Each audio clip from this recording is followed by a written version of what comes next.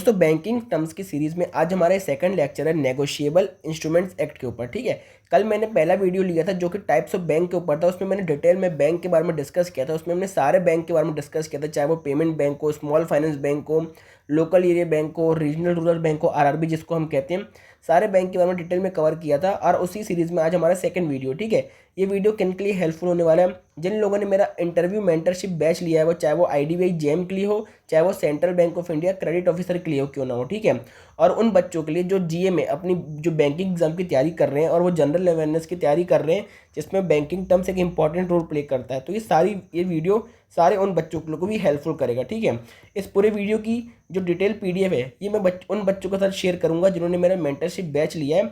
और ठीक है, तो चलिए हम वीडियो को शुरू करते हैं और समझते हैं कि नेगोशिएबल इंस्ट्रूमेंट एक्ट है क्या, और ये जो नेगोशिएबल इंस्ट्रूमेंट है ये क्या होती है। ठीक है, सबसे पहले जो फैक्चुअल नॉलेज है उसके बारे में बात कर लेते हैं। कब पास हुआ था? ये 1882 में पास हुआ था, 1 मार्च 1882 में। ठीक है, ये आपसे बैंकिंग एग्जाम के क्वेश्चन पेपर में पूछ सकता है। इसमें टोटल 142 सेक्शन हैं, 17 चैप्टर है इसमें।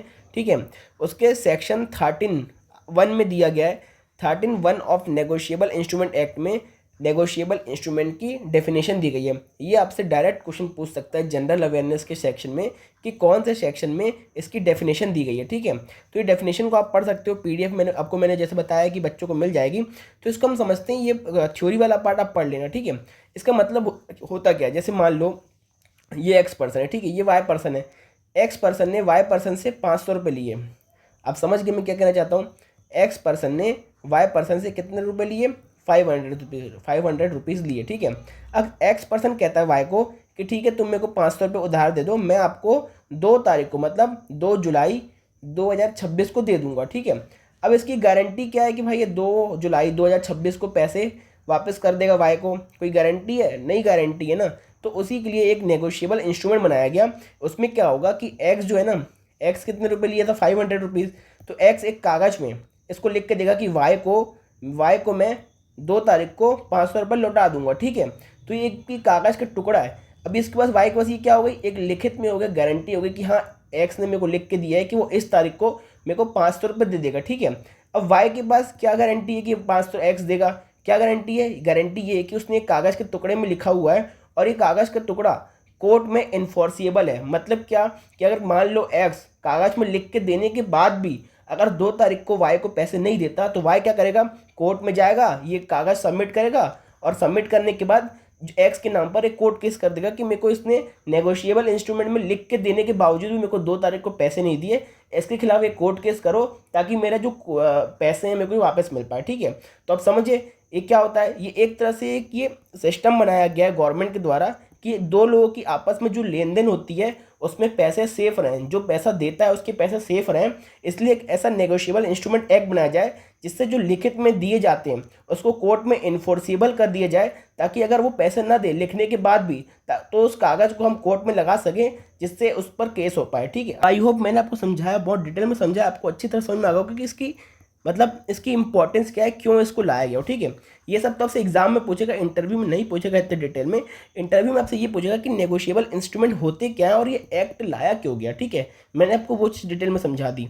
उसके बाद मैंने आपको क्या बताया कि ये बीरर इंस्ट्रूमेंट है, ट्रांसफरेबल बाय एंडोर्समेंट। जैसे मान लो इसका मतलब होता क्या है, इसका मतलब बीरर इंस्ट्रूमेंट और इसका मतलब दोनों को क्या होता है, इसको हम डिटेल में समझते हैं। ठीक है, हाँ, अब देखिए इससे मैंने आपको क्या बताया था, एक्स है उसने वाई से पैसे लिए, कितने रुपए लिए? 500 रुपीज़ लिए। एक्स ने इसको क्या दिया? एक नेगोशिएबल इंस्ट्रूमेंट दिया। अभी टाइप्स ऑफ नेगोशिएबल इंस्ट्रूमेंट पढ़ेंगे, वो अलग अलग प्रकार की होती हैं। अभी आप ओवरऑल समझिए क्योंकि मेरे को ये 2 टर्म का मतलब समझाना है, आगे भी ये 2 टर्म बहुत बार आएंगे, इसलिए मैं आपको समझाना चाहता हूँ। ठीक है, 500 रुपये दिए, उसको इसने लिख के दिया कि मैं 500 रुपये आपको 2 तारीख को दे दूंगा वाई को। ठीक है, अब जैसे मान लो वाई को एक्स से 500 रुपये लेने हैं। ठीक है, अब मान लो अब यहाँ पर कहानी में थर्ड पर्सन आता है जेड। वाई ने जेड से कुछ सामान खरीदा, कितने का? 500 रुपये का सामान खरीदा। फिर से बता देता हूँ, वाई ने क्या किया? वाई ने पहले एक्स को उधार दिए 500 रुपये, बदले में वाई को क्या मिला? नेगोशिएबल इंस्ट्रूमेंट मिला, मतलब लिखित में मिला कि 500 रुपये आपको 2 तारीख को मिल जाएंगे। ठीक है, अब मान लो जेड के पास वाई जेड के पास जाता है, उसने 500 रुपये कुछ ग्रॉसरीज खरीद ली। अब लेकिन वाई के पास पैसे तो नहीं है क्योंकि वाई ने अपने पैसे एक्स को दे दिए। तो वाई क्या करेगा? ये वाला जो नेगोशिएबल इंस्ट्रूमेंट है ये जेड को दे देगा, बोलेगा भाई मेरे को एक्स से लेने हैं तो एक काम करो एक्स से अब आप खुद ही ले लो। तो इंडोर्स कर देगा। एक तरह से इंडोर्स करने का मतलब यही होता है कि मेरे को मत देना, आप थर्ड पार्टी को दे देना। इंडोर्स करने का मतलब यही होता है, एकदम सिंपल भाषा में बता रहा हूँ, ज़्यादा आपको कॉम्प्लेक्स भाषा में समझना भी नहीं है। वो जब आप बैंक में जाओगे, नौकरी करोगे, तब समझ में आएगा कि एग्जैक्ट कैसे काम करता है। अभी हमको सिर्फ सिंपल भाषा में समझना है। मैंने क्या कर दिया, अपने जो ये नेगोशिएबल इंस्ट्रूमेंट है उसको इंडोर्स कर दिया, किसके लिए, जेड के लिए कर दिया। तो अब एक्स क्या करेगा, वो वाई को पैसे नहीं देगा, वो जेड को पैसे देगा, ठीक है। तो इसका मतलब ये होता है इंडोर्समेंट का। तो आपसे ये इंटरव्यू में ये पूछ सकता है कि जो नेगोशिएबल इंस्ट्रूमेंट है वो ट्रांसफरेबल बाय इंडोर्समेंट है कि नहीं है। तो आप बोलोगे जब जी सर बिल्कुल, उसको हम इंडोर्स कर सकते हैं, ठीक है। उसका बियरर इंस्ट्रूमेंट का क्या है, ये वही सेम एग्जांपल समझते हैं। एक्स ने वाई से पैसे लिए, अब जो वाई है, वाई के पास क्या है, नेगोशिएबल इंस्ट्रूमेंट है, तारीख लिखी हुई 2 जुलाई को पैसे मिलेंगे। अब वाई ने इसको जेड को दे दिया, तो जेड के पास, जेड इसको एक्स के पास ले जाएगा तो जेड को पैसे मिल जाएंगे। मतलब बियरर जिसके पास ये इंस्ट्रूमेंट होगा उसको पैसे मिल जाएंगे। एक्स ये चेक नहीं करेगा कि मैंने तो वाई को दिया था, उससे एक्स को मतलब नहीं है। एक्स बोलेगा जिसके पास ये नेगोशिएबल इंस्ट्रूमेंट होगा मैं उसको पैसे दे दूंगा। तो वाई ने भले जेड को दियो, भले एल को दियो, एम को दियो, एन को, उस एक्स को उससे कोई मतलब नहीं है। जिसके पास भी ये नेगोशिएबल इंस्ट्रूमेंट मिलेगा एक्स उसको पैसे दे देगा। इसको हम कहते हैं बियरर इंस्ट्रूमेंट। मतलब उसमें नेगोशिएबल इंस्ट्रूमेंट में किसी का नाम नहीं लिखा हुआ, उसमें सिर्फ एक तारीख लिखी हुई है, एक अमाउंट लिखा हुआ है। जिसके पास भी ये मिलेगा एक्स उसको पैसे दे देगा, मतलब उसको एक्स के पास जाना पड़ेगा और एक्स उसको पैसे दे देगा, ठीक है। तो इससे क्या होता है कि ये तो एक अच्छा फीचर भी है, पर इससे चोरियां भी बहुत होती है। मान लो वाई से वो घूम जाता है, जैसे मान लो किसी को मेरे को मिल जाता है, मैं जाकर एक्स को दूंगा तो एक्स मुझे भी पैसे दे सकता है। तो इसका एक ये निगेटिव पॉइंट भी होता है, ठीक है। हमने नेगोशिएबल इंस्ट्रूमेंट को बहुत अच्छे से समझा है। अब हम बात करेंगे कितने प्रकार के नेगोशिएबल इंस्ट्रूमेंट होते हैं, ठीक है। सबसे पहला जो नेगोशिएबल इंस्ट्रूमेंट है वो है bill of exchange. Bill of exchange क्या है, देखो जो प्राइमरी एम है नेगोशिएबल इंस्ट्रूमेंट का, प्राइमरी पर्पस है, वो मैंने आपको ऊपर समझा दिया, प्राइमरी कॉन्सेप्ट ऊपर समझा दिया, ठीक है। अब उसी के अलग अलग टाइप्स हैं, उन अलग अलग टाइप्स के जो नेगोशिएबल इंस्ट्रूमेंट उनकी अलग अलग कंडीशन होती है, आपको वही कंडीशन समझना है और उसी कंडीशन से क्वेश्चन बनते हैं। चाहे वो आपके इंटरव्यू को ले लें, चाहे बैंक एग्जाम के जीए वाले सेक्शन को ले लें, ठीक है, उसी से क्वेश्चन बनते हैं। सबसे पहले जो बिल ऑफ एक्सचेंज है होता क्या है, देखो जो बिल ऑफ एक्सचेंज है, सेम हम एग्जांपल लेते हैं, एक्स है, वाई है, ठीक है। इसमें 3 पार्टीज इन्वॉल्व होती हैं, ये आप पॉइंट याद रखना, उसी से हमारा जो बिल ऑफ एक्सचेंज का वो कॉन्सेप्ट निकलेगा, ठीक है। एक्स ने 500 रुपये उधार लिए, किससे लिए, वाई से लिए, ये इसने लैंड किए, ठीक है, इसने लैंड किए। तो एक्स इसको एक बिल ऑफ एक्सचेंज बना के देगा कि हाँ भाई मैं तुमको 2 जुलाई को पैसे दूंगा, 2 जुलाई 2026 को 500 रुपये लौटा दूंगा, ठीक है। अब इसमें 3 पार्टीज कैसे इन्वॉल्व हो सकती है, आप भी इसमें कंफ्यूजन में आ रहे हो कि ये दोनों आपस में भी तो लेन देन कर सकते हैं। मैं कहूँगा नहीं, बिल ऑफ एक्सचेंज का कॉन्सेप्ट यही है कि इसमें 3 पार्टी इन्वॉल्व करती हैं। इसमें जो ये एक्स है ना, एक्चुअल में जो बिल ऑफ एक्सचेंज इशू करता है, मतलब जिसने पैसे लिए हैं उसको क्या बोलते हैं, जो बिल ऑफ एक्सचेंज को इशू करता है, जिसने पैसे लिए हैं उसको ड्रॉयर बोलते हैं, ठीक है। एक्चुअल में जो पैसे को पे करता है वो ड्रॉई होता है, जिसको पैसे मिलने वाले होते हैं वो पेयर बनता है, ठीक है। अब आप सोचोगे कि जिसने बिल ऑफ एक्सचेंज को इशू किया है मतलब उसने पैसे लिए तो वही तो पैसे देगा ना, तो फिर दूसरा कोई पैसे क्यों देगा। यहाँ पर ये ड्रॉई वाला कॉन्सेप्ट कैसे आया, तो मैं बोलूँगा देखो ऐसे आया, इसमें 3 पार्टीज का कॉन्सेप्ट यही है। इसमें 3 पार्टी का कॉन्सेप्ट यही है कि जो एक्स है ना, इसमें एक थर्ड पार्टी जाती है, एक्स बोलेगा इस थर्ड पार्टी को कि भाई मेरे को वाई को पैसे देने, वाई को पैसे तुम दे देना। अब ये क्यों देगा, उसकी एक्स से कुछ बात हुई होगी, एक्स के उसके पास कुछ पैसे पड़े होंगे, वो उनकी समस्या है। लेकिन जो इसमें पैसे वाई को देगा ना, ये थर्ड पार्टी देगी। अब ये थर्ड पार्टी कोई भी हो सकती है, चाहे बैंक भी हो सकती है, चाहे कोई अदर सेकंड मतलब थर्ड पर्सन भी हो सकता है, बैंक भी हो सकती है, थर्ड पर्सन भी हो सकता है। तो इसमें ऐसे काम करता है। एक्स क्या बोलेगा, ये जो नेगोशिएबल इंस्ट्रूमेंट है ये इशू तो करेगा वाई को, लेकिन पैसे एक्चुअल में कौन पे करेगा, ये थर्ड पार्टी पे करेगी वाई को। वाई जो ये नेगोशिएबल इंस्ट्रूमेंट है, ये मतलब बिल ऑफ एक्सचेंज है, वो थर्ड पार्टी के पास लेके जाएगा और उसको पैसे मिल जाएंगे, समझे। तो एक्स की इस थर्ड पार्टी से कुछ बात हुई होगी, एक्स के पैसे इसके पास रखे होंगे, या फिर जो उनका कुछ भी एग्रीमेंट हुआ होगा। एक्स जो थर्ड पार्टी है उसको एक्स के कहने पे वाई को 500 रुपये पे करने, कब इस तरह को पे करने, वाई को ये bill of exchange third party के पास लेके जाना पड़ेगा। फिर उसके बाद जो थर्ड पार्टी है वो वाई को पैसे देगी, ठीक है। अब ये थर्ड पार्टी कोई भी हो सकती है, बैंक भी हो सकती है, या फिर कोई थर्ड पर्सन भी हो सकता है। ये अब ऐसा कॉन्सेप्ट काम करता है। अब आप बोलोगे लोग आपस में लेन देन नहीं कर सकते क्या, मैं बोलूँगा बिल्कुल कर सकते हैं, उसके लिए अलग इंस्ट्रूमेंट है। लेकिन अगर बिल ऑफ एक्सचेंज की बात आएगी तो उसमें 3 पार्टीज इन्वॉल्व होगी, ये मैंडेटरी है, ठीक है। ये आपसे इंटरव्यू में पूछ सकता है, बिल ऑफ एक्सचेंज के बारे में यही कंडीशन आएगी, ठीक है। इसको मैं मिटा देता हूँ, आई होप आपको अच्छे से समझ में आ गया होगा।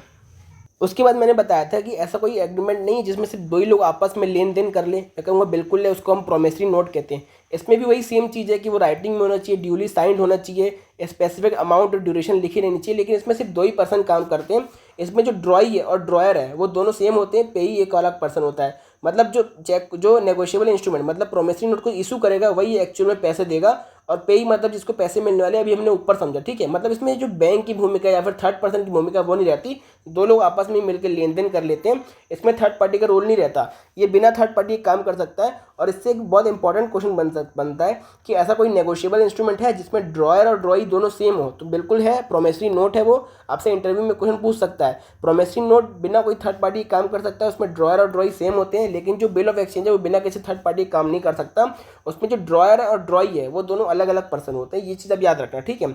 उसके बाद हम बात करते हैं चेक। चेक एक बहुत इंपॉर्टेंट टॉपिक है। अगर आपसे नेगोशिएबल इंस्ट्रूमेंट एक्ट अगर इंटरव्यू में पूछता है तो उसमें ऐसा बिल्कुल नहीं हो सकता कि चेक के बारे में ना पूछे, ठीक है। तो चेक बहुत इंपॉर्टेंट टॉपिक है, चेक को हम डिटेल में समझते हैं। देखो जो चेक का कॉन्सेप्ट है वो भी सेम है, इसमें तीन पार्टीज होती हैं, लेकिन जो इसमें जो थर्ड पार्टी होगी ना, वही same example x y, x ने वाई से पैसे लिए, अब पैसे कौन पे करेगा, थर्ड पार्टी करेगी, ठीक है। लेकिन जो इसमें थर्ड पार्टी है वो बैंक की होगी। हमने बिल ऑफ एक्सचेंज में क्या समझा था कि जो थर्ड पार्टी है वो बैंक भी हो सकती है और थर्ड पर्सन भी हो सकता है, लेकिन चेक में वो थर्ड पर्सन कभी नहीं होगा, वो हमेशा बैंक ही होगा, ठीक है। चेक को हम इशू करते हैं, एक्स के नाम पे, एक्स ने वाई के नाम पे चेक इशू किया, ठीक है। अब ये किसके होगा, एक अपने बैंक को देगा, अब वाई को ये अपने बैंक के पास ले जाना पड़ेगा, फिर बैंक वाई को पैसे देगा, किसके कहने पे, एक्स के कहने पे। सेम जैसे बिल ऑफ एक्सचेंज काम करते हैं वैसे ही काम कर रहा है, लेकिन थर्ड पार्टी हमेशा बैंक होगी, ठीक है। इसमें मैंने यहाँ पर बहुत अच्छा डिफ्रेंशिएशन दिया है। जिन बच्चों ने भी मेरा मेंटरशिप बैच ज्वाइन किया वो इस डिफ्रेंशिएशन को अच्छे से पढ़ सकते हैं, जिससे उनके सारे डाउट है वो अच्छे से क्लियर हो जाएंगे, ठीक है।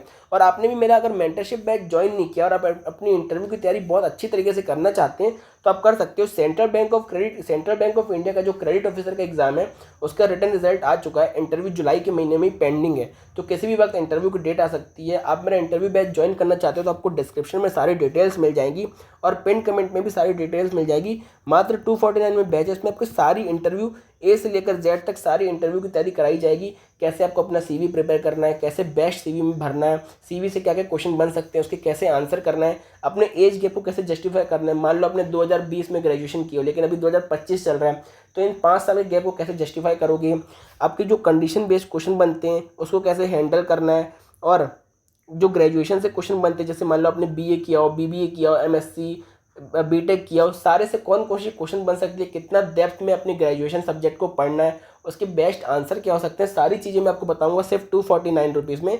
तो आप अभी बैच ज्वाइन करना चाहते हो तो कर सकते हो, आपको डिस्क्रिप्शन में सारी डिटेल्स मिल जाएगी। चलिए हम अपनी वीडियो में आगे बढ़ते हैं, ठीक है। उसके बाद हम बात करते हैं टाइप्स ऑफ चेक, चेक कितने प्रकार के होते हैं, ठीक है। ये इंपॉर्टेंट टॉपिक है, ये भी आपसे पूछ सकता है। इसके बाद जो ये MISCR कोड है, ये बहुत सिंपल सा टॉपिक है, आप खुद भी रीड करके समझ सकते हो। इसमें आपको सिर्फ ये याद रखना है कि कितने डिजिट का होता है। आपको PDF जिन्होंने बच्चों ने मेरा बैच ज्वाइन किया उसको मिल जाएगी। उसके बाद ये CTS क्या होता है, ये सारी चीज़ें, ठीक है। जो अगला हमारा जो टॉपिक होने वाला है वो प्रायोरिटी सेक्टर लैंडिंग के ऊपर होने वाला है, जो कि बहुत इंपॉर्टेंट टॉपिक है, ठीक है। अगर आप भी इस टॉपिक को पढ़ना चाहते हो तो मेरे चैनल को सब्सक्राइब कर लो। टेलीग्राम चैनल ज्वाइन नहीं किया तो डिस्क्रिप्शन में लिंक मिल जाएगी, जहाँ से आपको वीडियोस की जो लेटेस्ट अपडेट है वो मिल जाएगी, ठीक है। अभी हम बात करते हैं चेक कितने प्रकार के होते हैं। देखो सबसे पहला आता है बियरर चेक। बियरर चेक हमने ऊपर समझा था, बियरर वर्ड का मतलब क्या होता है, जिसके पास वो चेक मिल जाएगा बैंक उसको पैसे दे देगा, ठीक है। मान लो एक्स ने वाई के नाम पे चेक किया, नहीं वाई को चेक दिया, ठीक है, उसमें लेकिन वाई का नाम नहीं लिखा हुआ है। अब वाई का नाम नहीं लिखा हुआ है, मान लो वाई के हाथ से ये चेक खो गया तो मेरे को मिल गया चेक, अब मैं भी बैंक के पास जाऊंगा तो बैंक मुझको पैसे पे कर देगा। बैंक ये नहीं पूछेगा कि एक्स ने किसको चेक इशू किया था, बैंक को उससे मतलब है ही नहीं। बैंक को जिसके हाथ में चेक मिलेगा बैंक उसको पैसे दे देगा। बियरर चेक का मतलब ये होता है, ठीक है। ब्लैंक चेक का मतलब क्या होता है, except signature all the columns are blank. मतलब कई बार अपने मूवीज़ में देखा होगा कि मैं आपको ब्लैंक चेक दे देता हूँ, आप अपना अमाउंट खुद भर लीजिएगा, उसमें सिर्फ साइन होती है, बाकी सब चीज़ें वो खुद भर लेते हैं। ऐसा आप मूवीज़ में देखे होगा, ठीक है। स्टेल चेक मतलब क्या होता है, जो कि 3 महीने से पुराना हो गया। आपने हमेशा सुना होगा कि कोई भी चेक की जो वैलिडिटी होती है वो 3 महीने तक होती है। 3 महीने से ऊपर के चेक को स्टेल चेक होते हैं, मतलब वो चेक अब कोई काम का नहीं रहा, उस चेक से आपकी पेमेंट नहीं हो पाएगी, ठीक है। म्यूटिलेटेड चेक मतलब कोई चेक अगर 2-3 पीस उसमें फट गया, मतलब कुल मिलाकर फटा हुआ चेक को हम म्यूटिलेटेड चेक कहते हैं, ठीक है। पोस्ट डेटेड चेक मतलब जैसे मान लो आज तारीख क्या है, आज तारीख है 5 जुलाई 2025, ठीक है। लेकिन मैंने किसी पार्टी से ऐसा एग्रीमेंट किया है कि आपको मैं पेमेंट 5 अगस्त 2025 को दूंगा, तो आप 1 महीने बाद का चेक इशू कर रहे हो तो उसको क्या कहते हैं, पोस्ट डेटेड चेक। मतलब आप प्रेजेंट डेट से बाद का चेक हम जब इशू करते हैं तो उसको पोस्ट डेटेड चेक बोलते हैं। ओपन चेक का मतलब क्या होता है, चेक जो क्रॉस नहीं है। अब क्रॉस चेक का मतलब क्या होता है उसको हम समझते हैं, cheque which carries 2 parallel transfer lines across the face of cheque. अब इसका मतलब क्या होता है उसको डिटेल में समझते हैं, ठीक है। देखिए क्रॉस चेक कैसा होता है, चेक के ऊपर ऐसे लाइन बना दी जाती है, दो पैरेलल लाइन बना दी जाती है जिसमें अकाउंट पे ही लिखा जाता है। इसका मतलब क्या होता है, अकाउंट पे ही लिखो चाहे ना लिखो, दो पैरेलल लाइन अगर बन गई तो वो क्रॉस चेक कहलाता है। इसका मतलब क्या होता है कि अगर उस चेक से पैसे आपको कैश में नहीं मिलेंगे, उससे जो पैसे आपके सीधा अकाउंट में ही आएंगे। इससे क्या होता है, एक वेरिफिकेशन होता है। अगर मान लो कहीं किसी चेक अगर खो जाता है तो वो व्यक्ति को कैश में पैसे नहीं मिलेंगे, वो उसके अकाउंट में जाएंगे, जिससे उसके अकाउंट की डिटेल्स हमको मिल जाती है और बाद में वो पैसे रिकवर हो जाते हैं। ठीक है, तो एक तरह से एक सिक्योरिटी सिस्टम है। और बहुत सारे बिजनेस में भी ये चीज़ें होती है, किसी को अगर पक्के से मतलब वाइट मनी में पैसे लेने हो तो सीधा उसके अकाउंट में आते हैं, किसी को ब्लैक मनी का काम नहीं करना हो तो सीधा अकाउंट में पैसे आते हैं, उन सबको हिसाब दिखाना रहता है। तो फाइनेंशियल ट्रांजैक्शन होते हैं, अपना जो इनकम टैक्स रिटर्न होता है उसमें काम आती है सब चीज़ें। आपको इतना सब नहीं समझना, आपको इतना समझना है कि अगर क्रॉस चेक है तो वो पैसे हम कैश में नहीं करवा सकते, वो पैसे हमारे अकाउंट में ही आएंगे। ये चीज़ें आपको लिखी हुई है डिटेल में, इसको आप पढ़ सकते हो पॉज करके।